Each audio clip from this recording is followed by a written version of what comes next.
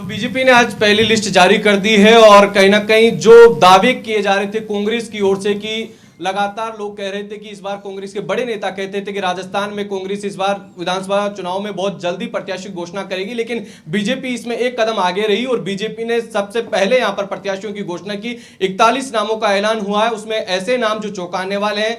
सांसदों को टिकट दिया गया है, राज्यसभा सांसद को टिकट दिया गया है और सबसे बड़ी बात जो हाल ही में बीजेपी जिन लोगों ने बीजेपी ज्वाइन की थी उनको टिकट दिया गया है। स्वर्ण चौधरी को फतेहपुर से टिकट दिया गया है। विक्रम जाखल जो निर्दलीय चुनाव लड़े थे नवलगढ़ से, उनको टिकट दिया गया है। भागचंद टाकड़ा को यहां पर उम्मीदवार बनाया गया है और पीसीसी चीफ गोविंद सिंह डोटासरा को घेरने के लिए यहां से सुभाष महरिया को उम्मीदवार बनाया गया है। अब सबसे बड़ी बात की, क्योंकि अब बीजेपी के सामने चुनौती भी इसलिए बन जाती है कि क्या जो नाराजगी है कार्यकर्ताओं की, जो संघनिष्ठ और संगठन के लोग जो दावेदारी कर रहे थे, उम्मीदवारी कर रहे थे, उनको किस प्रकार से यहां पर मैनेज किया जाएगा, उनसे कैसे समझाइश की जाएगी। क्योंकि मैं एक छोटा सा एग्जांपल आपको दे रहा हूं, जब लक्ष्मणगढ़ में परिवर्तन यात्रा जब चल रही थी तो उस दौरान तमाम जो पूर्व प्रत्याशी थे, दिनेश जोशी किसान मोर्चा के पूर्व प्रदेश अध्यक्ष थे, हरिराम रिणवा, इन लोगों ने खुले मंच से विरोध जताया था कि महरिया जी तो अभी थोड़े दिन पहले आए, ऐसे में हम लोगों को समर्थन करें। तो बीजेपी के सामने चुनौती जरूर हो गई है, क्योंकि खूब सारे ऐसे नाम हैं जो अभी हाल ही में बीजेपी में शामिल हुए हैं, जो पहले बागी थे,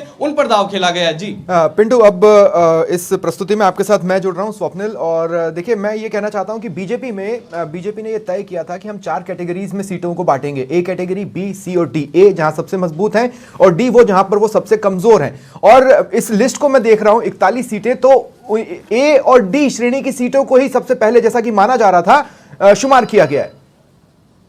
हाँ देखिए, लक्ष्मणगढ़ की सीट की बात की जा रही है। लक्ष्मणगढ़ सीट पर ये डी ग्रेड की सीट में आ रही थी, यहाँ पर दाव खेला गया है। मंडावा बेहद कमजोर सीट है, मंडावा कांग्रेस का गढ़ रही है। वहां पर सांसद नरेंद्र कुमार को, नरेंद्र कीचड़ को उम्मीदवार बनाया गया है। बांदीकुई से बात की जाए, हालांकि 2013 में अलका सिंह वहां पर जीतने में कामयाब हुई थी, लेकिन इस बार वहां पर उम्मीदवार बनाया गया है भागचंद टाकड़ा को। तो कुछ सीटें ऐसी है जो डी ग्रेड की थी, जो बहुत ज्यादा कमजोर थी, वहां पर भी उम्मीदवार उतारे गए। और कुछ सीटें ऐसी थी जहां पर कहीं ना कहीं बात की जाए तो बीजेपी पहले से बहुत ज्यादा मजबूत थी। जैसे झोटवाड़ा की बात की जाए, विद्याधर नगर की बात की जाए, यहां पर बीजेपी की अच्छी स्थिति है। हमारे साथ हमारे सहयोगी दीपक भी जुड़ गए, उनसे बात करेंगे। पहली सूची क्या मानते हो, इसमें 41 नामों में जो सांसदों को उम्मीदवार बनाया गया है, हाल ही में जो बीजेपी में शामिल हुए, उनको मौका दिया गया है?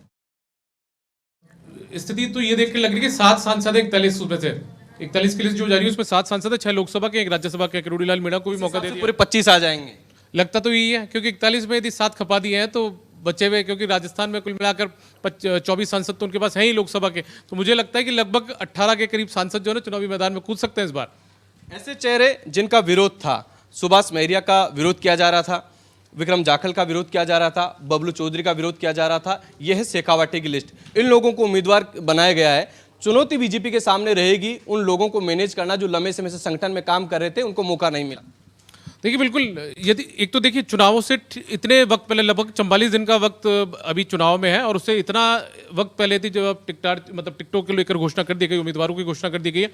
तो ये बीजेपी को अभी ये भी समझना होगा कि डैमेज कंट्रोल किस तरीके से किया जाएगा, क्योंकि डैमेज कंट्रोल तो करना होगा। क्योंकि जिन लोगों को टिकट नहीं मिला, आपने बहुत सारे नाम गिना दिए, मेरे से ज़्यादा आपको वो नाम ध्यान है, जो कि हाल ही में भी बीजेपी ज्वाइन कर चुके थे और उसके बाद में उनको तुरंत उन पर इतना विश्वास जता दिया गया है कि पार्टी ने उन्हें मौका दे दिया। तो ऐसे में जो पार्टी के वो कार्यकर्ता जो लंबे वक्त से पार्टी के साथ जुड़े हुए थे, जो टिकट की मांग कर रहे थे, और ऐसे 1-2 नहीं होंगे, हर सीट पर ऐसे बहुत सारे लोग होते हैं, तो ऐसे में उनको शांत करना, वो कहीं बगावती तेवर ना दिखा दे, उनको किस तरीके से मैनेज किया जाएगा, ये भी अपने आप में एक बहुत बड़ी चुनौती होगी। देखिए, बस्सी को लेकर भी अभी हाल ही में दिल्ली तक नेताओं ने मुलाकात की थी कि किसी संगठन के ही किसी कार्यकर्ता को टिकट दिया जाए, बाहर के व्यक्ति को टिकट नहीं दिया जाए। जाखल में विरोध हुआ, हाल ही में लक्ष्मणगढ़ में विरोध हुआ, फतेहपुर में विरोध हुआ, और उन सभी जगह जहां विरोध था, इसके बावजूद उनको उम्मीदवार बनाया गया। तो बीजेपी के लिए चुनौती बेशक है, लेकिन पूर्वी राजस्थान और ढूंढाड़ के आसपास पर काफी फोकस किया गया, जो पिछली बार बहुत ज्यादा नुकसान हुआ था। किरोड़ीलाल मीणा को विधानसभा का प्रत्याशी बनाया गया, कितना कामयाब होगा ये फिक्टर? देखिए, किरोड़ीलाल मीणा को प्रत्याशी थी पार्टी ने बनाया, तो मुझे लगता है कि कुछ सोच समझ कर बनाया होगा। और इन तमाम जो सांसदों को उतारा गया, तो इनको लगता होगा कि इनके बूते जीत हासिल की जा सकती है, और कहीं ना कहीं ये 100% जिताऊ कैंडिडेट होंगे, लिहाजा बीजेपी ने इनके ऊपर दाव चलाया।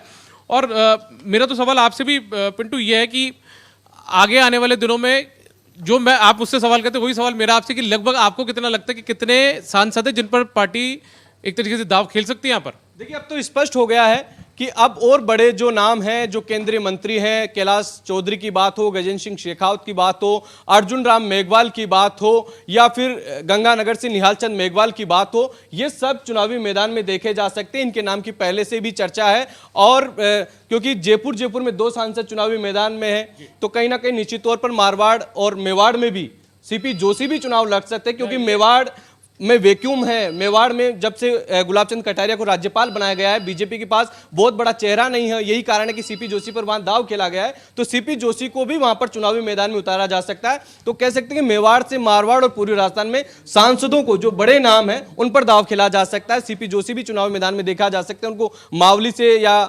चित्तौड़गढ़ से वो चुनाव लड़ सकते हैं। गजेंद्र सिंह शेखावत की भी चर्चा है कि या वो पोखरण से या फिर जोधपुर शहर की किसी सीट से चुनाव लड़ सकते हैं। निहाल चंद मेघवाल की चर्चा है। ये तमाम वो नाम है जिन पर पार्टी दाव खेल सकती है, और इस बात पर मुहर लग रही है जब पहली सूची में 7 सांसद चुनाव लड़ रहे हैं, तो निश्चित तौर पर आगे इन सांसदों पर भी चुनाव लड़ने का कहीं ना कहीं विजय बैसला वाला फैक्टर भी आपने देखा होगा। उनको देवली उनियारा से टिकट मिला है इस बार, और वो पहले भी एक तरीके से टिकट की मांग बीजेपी से कर चुके थे, और अब की बार पार्टी ने उन्हें टोंक के अंदर देवली उनियारा से टिकट दे ही दिया है। तो क्या गुर्जर वोट बैंक को साथ देने की भी कोशिश है? क्योंकि पिछली बार कहा यह जाता है और माना यह जाता है, और जो परिणाम है वो भी यही बताते हैं कि गुर्जरों ने कोई खासा ध्यान बीजेपी का रखा नहीं था। हाँ, निश्चित तौर पर पिछले चुनाव में 2018 विधानसभा चुनाव में पूरी तरीके से गुर्जर एक तरफा कांग्रेस में वोट करा था, जहां पर बीजेपी में गुर्जर प्रत्याशी थे।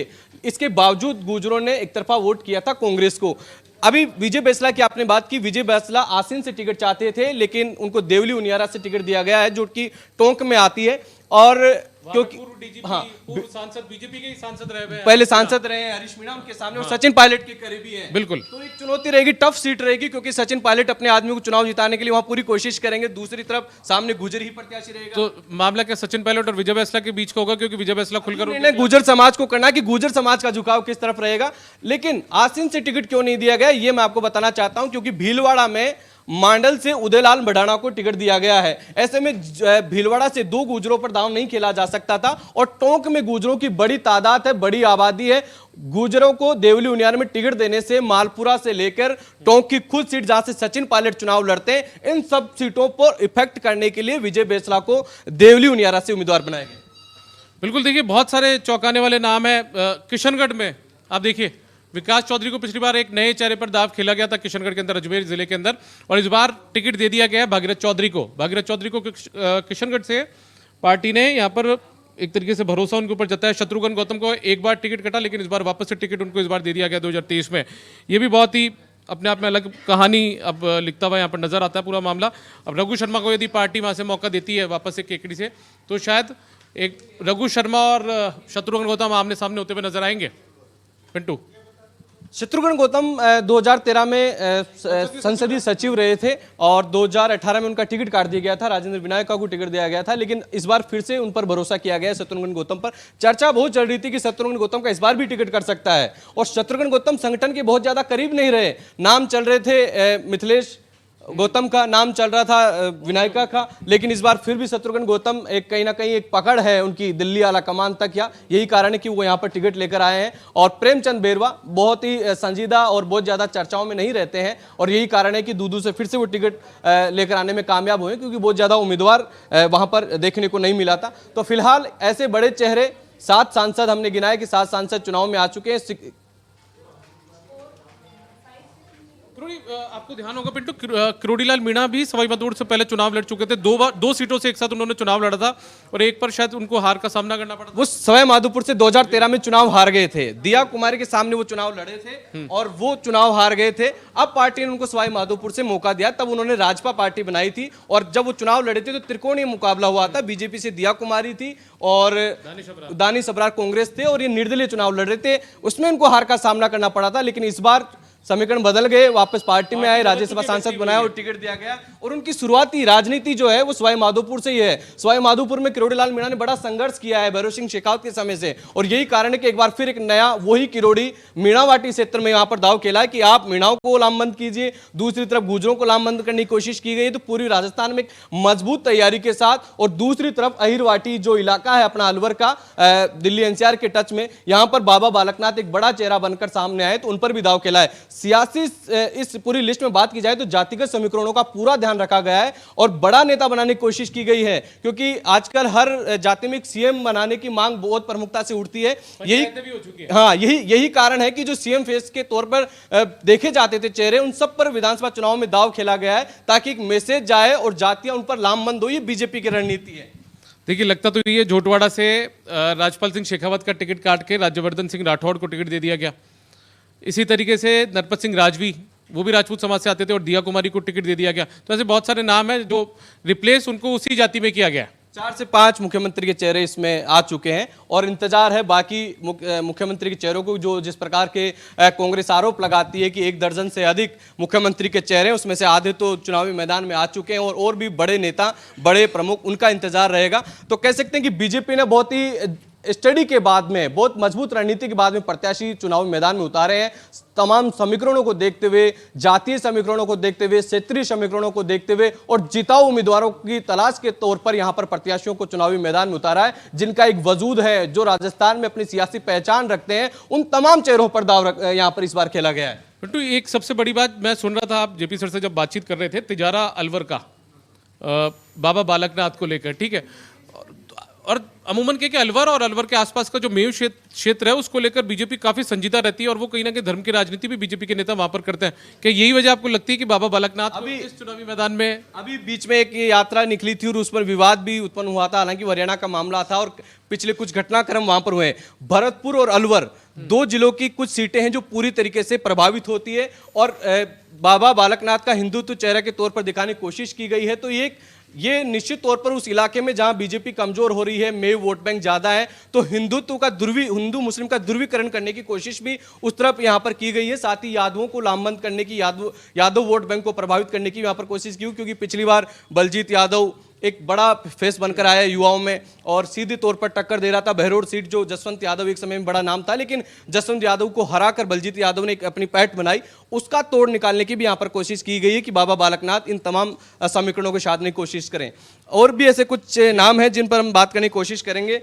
अर्जुन लाल गर्ग बिलाड़ा, ये आपको पहले मंत्री रहे हुए हैं, वसुंधरा सरकार में मंत्री रहे थे। पिछली बार ये इनका आरएलपी के सामने चुनाव हार गए थे और इस बार इन पर फिर से विश्वास जताया गया है। बायतू से बालाराम मुंड, बायतू की कैलाश जो चौधरी है केंद्रीय मंत्री, वो विधायक रह चुके हैं और हरीश चौधरी के सामने इनको चुनावी मैदान में उतारा गया है। और सागवाड़ा से शंकर डेचा, सुशील कटारा जो संगठन के आदमी हैं, पहले मंत्री भी रहे, विधायक भी रहे, उन पर फिर पार्टी ने यहाँ पर विश्वास जताया है। ऐसे खूब सारे नाम है। वेर से बहादुर सिंह कोहली, हाँ, ये इनको जो जाटव है कांग्रेस के प्रत्याशी उम्मीदवार विधायक है, उस इलाके में पूरी में पैठ बनाएंगे बीजेपी की। कोहली जो वोट बैंक है, कोहली वोट बैंक कहीं ना कहीं बीजेपी को समर्थन करता रहा है हमेशा से और वहां पर जाटव वर्सेज कोहली होता है। जाटवों का झुकाव कांग्रेस की तरफ होता है और कोहलियों का जो झुकाव होता है वो बीजेपी की तरफ होता है। ये तमाम जो हम बात करें जातीय समीकरण के, उनको भी यहाँ पर साधने की कोशिश की गई है। भागीरथ चौधरी किशनगढ़ से पहले विधायक रहे हैं 2013 में, 18 में इनका टिकट काटा गया, 2019 में इनको सांसद बनाया गया और 18 में विकास चौधरी को टिकट दिया गया। विकास चौधरी पूर्व मुख्यमंत्री वसुंधरा राज्य के करीबी हैं, उनको करीबी माना जाता है, शायद इसलिए भी उनका टिकट काटा गया है। तो ये कह सकते हैं कि वसुंधरा राज्य के समर्थकों की जो इस लिस्ट की बात की जाए तो राजपाल सिंह शेखावत उनके करीबी माने जाते थे, उनके गुट के माने जाते हैं। जयपुर की हम बात कर रहे हैं, नरपत सिंह राजवी, शेखावत के दामाद, उनका टिकट कटा, इसकी चर्चा आम है। अगर वास्तव में टिकट कटता है तो बहुत बड़ी खबर है, या उनको दूसरी जगह रिप्लेस किया जाता है। तो इस बात को लेकर थी कि उनके बेटे को टिकट दिया जा सकता है, और मौका उनके बेटे को मिल सकता है। हालांकि उनके समर्थक की बात कह रहे थे, लेकिन इस बार तो पार्टी ने बिल्कुल ही अलग कर दिया।